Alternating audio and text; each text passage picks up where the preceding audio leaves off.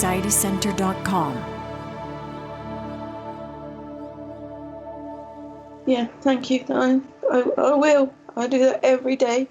Yeah. I know really that he's with me all the time, but I just felt like he'd abandoned me too, because it's just with my health, and then being told that he left because of my health, and praying to God to get better health. Yeah. And then, all the money gone, and struggling, and it's just such a big change, and lost my home, lost everything. Yeah. Yeah. And the anxiety side of things, we've been working so hard with you. You've been helping me so much, and I've been doing so well. And I was looking forward to being anxiety free. Level 2 recovery as well for the first time, because I never worked on that before. Yes. Yeah. Now I've not got fear thoughts. I've got thoughts and pictures of them that I find so distressing, not scary, but distressing. And I don't know how, from the anxiety point of view, to deal with them. Yeah. And as we talked before, and a lot of us are recognizing, when our stress is up, you're going to have those. Those images are going to be negative, and they're going to be powerful, because that's what stress hormones do. And if we can just ignore those images and say, yeah, well, you're just a symptom, and focus on the task at hand, you will find that those will all subside. The other thing too is that even though you may not be aware of this, you're actually building resilience. Now, this is something we're going to be talking about more at the website, is, especially in today's society where everyone's talking about where my feelings are hurt and I'm depressed and I can't do this. What happens a lot of times is that we've forgotten how to be resilient. We need to build resiliency into our lives, so when these tough things come along, we can manage them. Yes, they're not pleasant, and yes, they're not ideal, and yes, they make us unhappy, and sure, we can lose a lot of things, but as we go through that process, we build that resiliency that makes us stand stronger in those storms that come our way. So while this all can look confusing and you may not see any end to it now, there is an end. God always gets us through the storm. I think most Christians realize that when we're in the middle of the storm, we hate it because it just seems endless, but God already knows where that storm is going to end. We just have to keep on trusting him to get us through that. And that was my life story. You read about it at the website. I went through very similar. I lost everything too. And it just seemed like everything that I was doing was wrong. And right in the depth of it, I just, hung on to the Lord and said, well, Lord, you know where I'm going. I'm going to trust you. Instead of looking at all the difficulties and me trying to figure it out, I said, this is I'm going to give all these to you. I'm just going to hang on to you. And that also gives us peace of mind. We don't have to be wrestling, because if God knows where you're going and we trust him, then we don't have to figure it out. He'll lead us every step of the way. Yeah, thank you, Jim, very much. And I just treat these thoughts like I did fear ones. Do the neural networks, will they go away to just memories, even though it's not fear thoughts, it's pictures of them two together, happy and everything? They all disappear too. Oh, tell me, I've been through a couple of where those, I know what the images you're talking about. I don't even have that. I don't even think of those anymore. And here we're actually writing a piece right now about why we can overcome anxiety disorder, because of the brain's ability to change information or even forget. We're going to be presenting this in a piece of information that researchers found that we can intentionally forget things we don't want to remember. And the brain can accommodate that with a very interesting way it does it, which we'll reveal in the article. But yes, we get through it. Those things become non-issues. So as you're going through them, recognize they're not going to stick either, just going to fade away like all the others. Don't give them any attention. Yeah, thank you so much. You're welcome. Thank you. Yeah. I appreciate it very much. And I will continue to pray for everything and know that God is with me everywhere I go, and with all of you too. Yeah. The other thing we often forget is sometimes we view God as this kind of big meanie out there and not really emotional and doesn't really care too much for us because he doesn't answer. But that is not God. God is the extreme in terms of, what our emotions are. He's the extreme. He is emotional. He sees what we go through, and you can bet his heart is wrenching because he's your child. Just, when you look at your children when they're going through difficult stuff, our heart aches for them too. Well, his does for us. So even though he's silent, a lot of the times, he still cares for us. As the passage read yesterday was, give all our cares to God because he cares for us, and he does. And so if we think he doesn't care, again, it's because our mind about him is telling us that. It's not really who he is. And one of the ways you can, another thing you may want to do as you're working through this is to get to know God's character. Find some resources that'll tell you about who he is, because we need to change our perspective of him, because a lot of times it's our perspective that makes all the difference. And so if we can adapt our perspective to who he really is, all of a sudden these kind of challenges go away. I'm also going to recommend a book for you. I've probably done this in other Skype calls. The book is called Heaven by Randy Alcorn. If you want to get excited about what's coming that can help us get through, the tough stuff of life now, it's a great book. It gives us a really good picture of what heaven we can expect. Now, obviously, we're going to be guessing at some things, but we can also draw them from Scripture. I just found it an incredibly great book in terms of giving us an overall perspective and what is coming. Yeah. How do you spell his surname, please, Jim? It's Randy Alcorn, Alcorn. Thank you. Yeah, you bet. Thank you very much indeed, all of you. We're certainly praying for you, Carol. We know it can be just a hard thing you're going through. Yes, thank you. Yeah. Thank you so much. God bless you all. God bless you. Thank you, Carol. Floor is open. Emmanuel, I got a question for you. Yes. Yeah, hi. I've been a born-again Christian my entire life. And kind of like Carol, this kind of this struggle of, anxiety has kind of definitely tested my faith. But I'm still, a born-again Christian and going to church and read my Bible and doing the things. But as I dig deeper into this struggle, I see that there's obviously a self-esteem part behind this that kind of drives some of the behaviors and performance-based self-worth and perfectionism and all that to it. And I'm definitely a very logical, analytical thinker. I mean, you probably all are.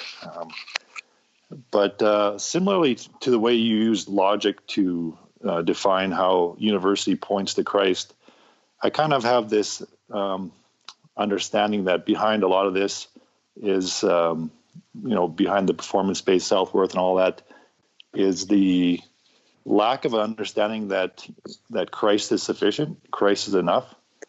And I kind of I understand that in a head level, and I kind of almost feel that to be some sort of expression you kind of say to the pastor on the way to the church on Sunday, Christ is more than enough. Okay, you too, Pastor, Christ is more than enough. And you kind of get on with your day. But for some reason, I think if I could really internalize that knowledge, that thinking that, Christ is sufficient for me. I don't need to perform. I don't need to be perfect. This is true. And if I could just, permeate my bones the way, other knowledge has, then I think it would just drive the behaviors and correct some of the other things out afterwards. So do you have any comment? Do you understand what kind of, you get what I'm tracking there? I do. Yeah. Do you have any comments on that? I mean, I know it's a big question, but the goal is to try and use the same logic for other things to get to a point where it really becomes me, and then the rest kind of falls into place. Yeah. Yeah, I mean, one book I would recommend to you it's a famous one. It's Andy Murray's Surrender, Absolute Surrender, I think it's called. And I think it was written in the 50s or 60s. And he just talks about how few Christians really get to the point of absolutely surrendering everything to God. Because if you think about it, and I'm very much, not so much anymore, but very much somebody that if I'm not accomplishing something that's setting me apart, I feel less than. And I have a hard time, just have a hard time socializing. I have a hard time having self-esteem. And, there's obviously root issues to that. My parents split up when I was a kid. I was raised by a single mom. I've had some bad experiences that basically had me internalize the notion that I wasn't enough. And so on one level, as far as a logical string of arguments for that kind of a question, I'm not sure that that's the best way to go about it. Because like you said, you've actually probably maxed out the intellectual argument for that. Because, theoretically, Christ is the source of all things. But then you can see yourself as one of these, there's mollusks, there's snails and slugs, there's creations that are less than, right? Am I coming through? Sorry, is my voice coming through? Okay. Yeah, no, I just muted my mic here so I didn't interrupt you. That's all. No worries. So I'm not sure that I have an argument for that the same way I can have an argument to prove that intelligent design is behind biology, right? Those are very dry, algebraic type of reasoning equations. For this one, I think time and the rights, like Andrew Murray's, I'm just reading through it right now for the first time. Somebody gave it to me 10 years ago, and I'm like, oh, I'm going to read this. I'm going to read this. I'm going to read this. And I'm just finally getting to it now. And he makes the case for like, some things cannot be learned except for experience. So in the sense that he's saying God will take you to your limit. And I think that tends to happen with older Christians, because as you get older, you lose things. You lose your capacity to be physical. You lose your capacity to be totally on point. You're no longer in your prime. And when you're young and strong, I think it's easier to see that, if I don't do it, it won't get done. And if I don't do it, there's something wrong with me. I'm less than. And I think that time and experience will teach all of us, if we hang on to Christ and if we read the right books, scripture, and then books like this one, which is a classic. It's one of the standard classics that all Christians have recommended to me throughout my Christian years, showing us that we're going to have to actually rely on Christ and completely surrender ourselves to his will so that he can teach us, show us, in actuality that he's enough. So, and I mean, Jim might be better for an answer like this because he's very pastoral. I'm more the professor, A, B equals C kind of guy.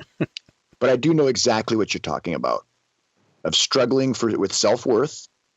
And it almost gets worse, I think, when you start accomplishing things, because then you get addicted to the accomplishment.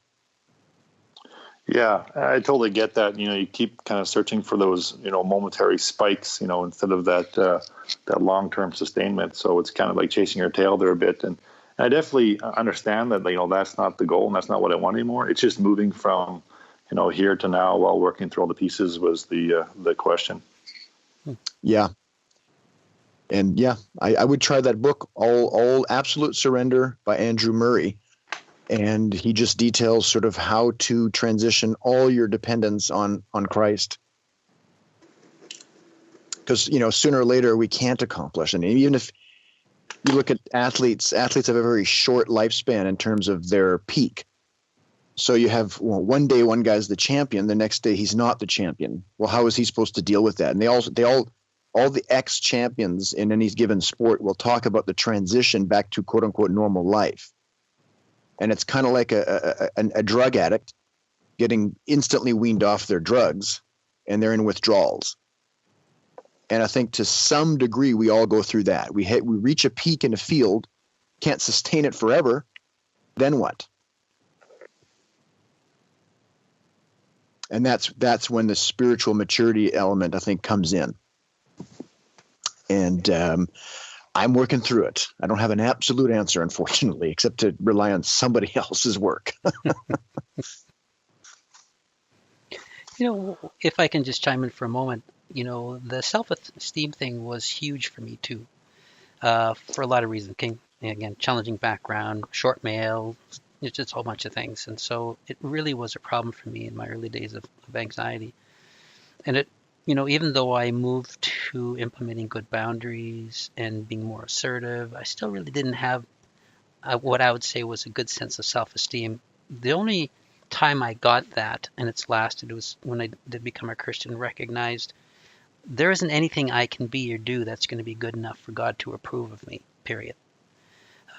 And that's not what he's looking for. He's not looking for our performance. He loves us. He just wants a loving relationship. That's all he wants from us. Obviously, he wants to modify our behavior so that it is holy in reflection of him. But when I came to recognize, I'm never going to be good enough for God ever, but he loves me the way I am now. And so I've learned to accept who I am. I learned to accept that I have strengths and I have weaknesses. I have pluses and I have minuses. Those weaknesses and minuses that I desire to change, I'll work at. But it doesn't mean that I'm less of a person in God's eyes. In fact, one thing that really startled me was to recognize that God loves us as much as he's ever going to, even in our fallenness. There's nothing you can do that's going to make him love you more. And when I looked at that in my life, I'm thinking, wow, that is so true. He loves me, and he came to save me in spite of my wickedness and fallenness and evilness and bad habits and all those other things. And so I don't have to perform for him. I can be as honest with him as I am. And then I thought, well, why don't I just apply that to life? I'm just going to be as honest as I can with who I am in the world. And there are going to be people who are going to like that and people who aren't. And there's going to be people who really don't care too much either one way or the other. And I'm going to be good with that. And for me, that really changed my perspective of self. I stopped chasing who I thought I needed to be to please others. I became very comfortable with who I am. And then talking about, God is sufficient. I think if we get to the place where we recognize our whole life experience is about him, then he can be that sufficiency. But we're fallen. We come from backgrounds where we have a whole bunch of other things going on in our lives, and our eyes are diverted here and there, and we want this and that, and we have an image of who we should and shouldn't be. If we, again, really focus on the purpose of this life is going to be him, he could be our sufficiency. And I lived as a single person. Well, a little bit of background through my troubling years. I left my family in a different city and came to Calgary all by myself because I knew it was God's call in my life. So everything that I had grown near and dear to, God was asking me to leave behind. And in the early days when I knew that I was being called here, I was excited about it. But when it came to actually leaving and recognizing how much I was giving up, which was almost everything, it became, wow, I really don't want to go, but I knew God was calling me. And I came here and I lived fully on him. So for me, that sufficiency became glaring, but I still had needs, and I still cried out to God about those needs. And he heard them, and he understood that there's certain things that we need that sometimes we don't have in our lives. And so while God can be sufficient overall, we're still human, and he understands that. So I think we have to temper that with, I'm not sure who on earth can actually get to that place where we can get rid of everything except God. And I'm not even sure if that's what he wants specifically. He wants us to be first in our lives, yes, but he also recognizes we're creative. We have intellect that he wants us to use. Some of us are business people, some of us have families. So all of those pieces have to fit. So, maybe I'm naive to think that we can get to that place where we can get rid of everything else and not have any other needs. I just haven't met anybody who's got there. And so if you're struggling with that self-sufficiency, you might want to put it in perspective and say, you know what? God is first in my life, and I have these things going on, but there are other things that he expects me to have. I mean, just going back to the book Heaven, when we get to heaven, we're just not going to be sitting around all day. We're going to be doing very much like we're doing on earth, pursuing passions and interests and goals and working toward things and learning and interacting with others and growing, but without any evil. So it's going to be a perfect place to do that. So for us to think that we can, get to that place on earth and get rid of everything else, I think is a bit unrealistic. So I'm not sure if that's helpful to you, but I was able to come to that place where God is my number one above everything else. I am fully trusting in him, yes, but he's also given me other gifts that he wants me to, pursue and do. And there's nothing wrong with that. And he'll fill those in godly ways if we let him. I don't know if does that help at all? Yeah, it definitely helps a lot there, Jim. And of course, I'm going to have to go back and listen to this Skype again once you post it and kind of digest it, because it's such a massive question that I think it's going to take a while to kind of sink in like everything else. So Yes. I definitely appreciate the comments both from Emmanuel and you, Jim. Thanks very much. And can I add one more thing I just thought of right now is if you think of Christ on earth during his earthly ministry, as God on earth, he must have had 1,000 ideas as to what he could do, unlimited potential. Yet he did a relatively minor amount of stuff. If you think about it, if you think of what he could have done, he could have started his ministry at 10 years old and, been the dictator of the planet if he wanted to be, without using sin. He could have done so many things. He chose to do what the Father had set out for him. And it was just the right thing at just the right time and way less than the absolute maximum of what he could have done.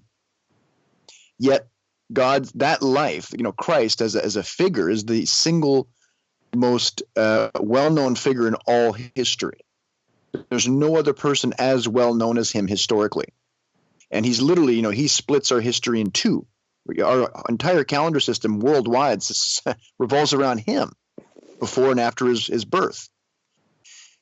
So in other words, I think one of the things underlying my addiction to performance which is getting better over time, is to go, I'm trying to do the most. I try to squeeze the most out of life as I can. I'm trying to be as effective of a Christian as I can be. And it just might be that does not lie in absolute maximum performance, but just intelligently applied performance. Does that make sense? Yeah, that hit me perfectly there. That is exactly what I was kind of looking for there. I'll think more about that, but I totally resonate with that because I'm definitely can associate with always trying to maximum perform at all times and squeeze every little bit of every day. Now it's way, way better now, but I definitely get what you're saying. And actually, Jim, I actually have a question for Emmanuel about his recovery journey. Is this a good time to ask, or should I wait for later in the call? Well, Emmanuel, how long can you stay with us? As long as you need. Oh, that's awesome. Okay. Let's party all day. Okay. So Emmanuel, I listened to your recovery story on Skype there back 5 years ago, and to me, you're just describing myself. Really, I've never met or listened to someone so identical in his journey to me. I mean, it started off, very, very anxious to the point where, like, how did I get here? And you kind of eventually get to the point where, like, you think, oh, I'm going to be the one that never recovers from anxiety. And then you believe that for a while, and then you find that you're actually, worrying way too much, and you kind of deal with your behaviors. And I'm kind of to the point now where, anxiety is not an issue. It hasn't been an issue for me for a couple of years. And then after anxiety, I got the surprise of, now I'm feeling depressed. So this is kind of when I started working with Stacy from Anxiety Center for a while to start dealing with those negative behaviors. And I'm telling the same story you're telling, but originally I thought it was just this refractory period, to recover from the anxiety. But now it's just a point where it just kind of come and goes. And again, I'm just using the same words that you kind of were using 5 years ago.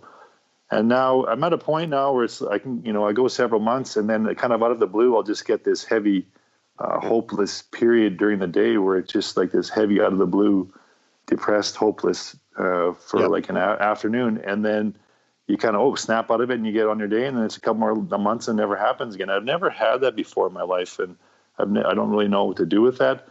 And so my question specifically, like, I listened to the comments Jim gave to you 5 years ago about how to deal with negative thinking and addressing that patterns. And now I'm learning, in fact, I am a negative thinker, which was the same approach to when anxiety was like, I actually do worry, which is, they both surprised me. So I'm working on those behaviors. Oh, sorry, you cut out on me. Am I still there?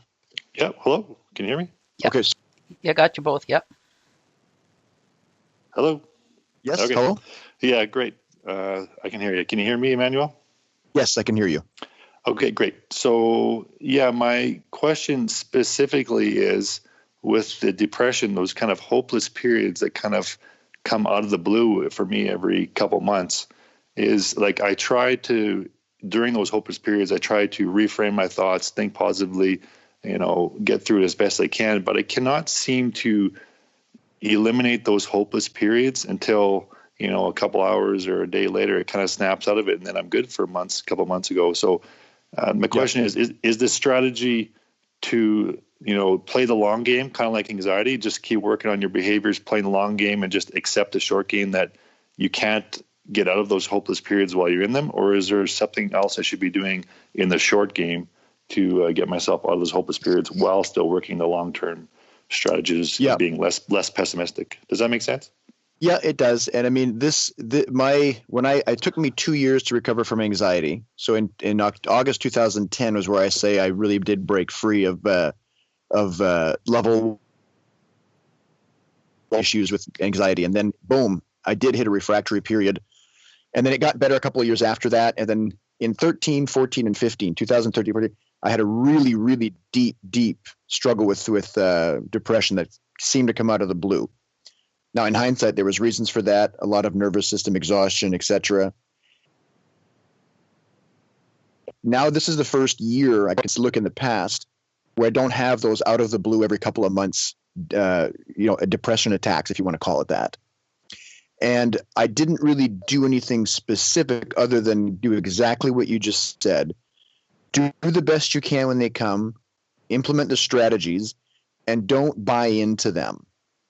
because it's very easy to say, oh, geez, you know, they'll never go away.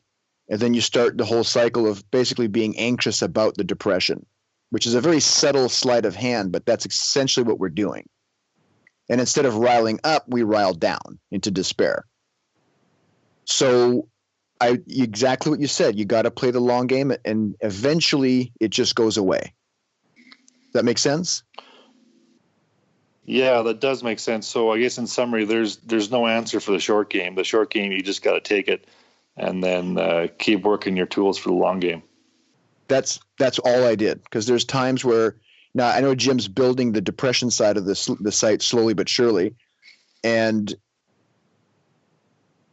I think the reason my anxiety recovery was so quick is because how much good information there is on Jim's site. You know what I mean? Right. That seemed to be, and it made it a no-brainer. And Right. although depression's very similar, there are some subtle differences to it. And until there's more information on it, I think it's going to be a little bit trickier, maybe. Right.